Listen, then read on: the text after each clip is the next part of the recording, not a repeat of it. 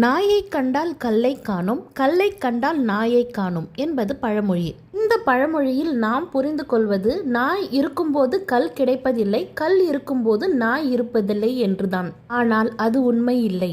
இதற்கு பகவான் ரமண மகரிஷி சொன்ன ஒரு கதையை பார்ப்போம். ஒருவன் ராஜாவின் அரண்மனையை பார்க்க போனானாம். அந்த அரண்மனையின் வெளி வாசலில் 2 பக்கமும் கல்லாலான 2 நாய் பொம்மைகள் இருந்தன. அந்த கல்லாலான பொம்மையை தூரத்தில் இருந்து பார்த்த அந்த மனிதன் நிஜ நாய் என்று பயந்தான். அந்த வழியில் வந்து கொண்டிருந்த ஒரு சாது இதனை கவனித்து, ஐயா, பயம் எதற்கு, வாருங்கள் என்று அவனை தன்னுடன் அழைத்து சென்றார். அருகில் சென்று பார்த்ததில் 2ம் கல் நாய் என்று தெரிந்தது. அப்பாடா, வெறும் கல் தான் என்றான் அந்த மனிதன். இப்பொழுது கல்லை கண்டவுடன் நாய் இல்லை, அப்பொழுது நாயை கண்டபோது கல் இல்லை. இதுதான் கல்லை கண்டால் நாயை காணும், நாயை கண்டால் கல்லை காணும் என்பது.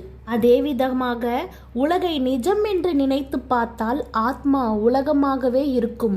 ஆத்மாவை பார்க்க ஆரம்பித்து விட்டாலோ உலகம் ஆத்மாவாகவே தெரியும். சத்குரு அந்த சாதுவை போன்றவர். அகந்தை அழிந்தால் தான் தானாக ஒளிர்கிறான். அப்படிப்பட்டவரே பிறப்பற்ற முக்தி நிலையில் உள்ளவர்கள் என்கிறார் பகவான் ரமண மகரிஷி.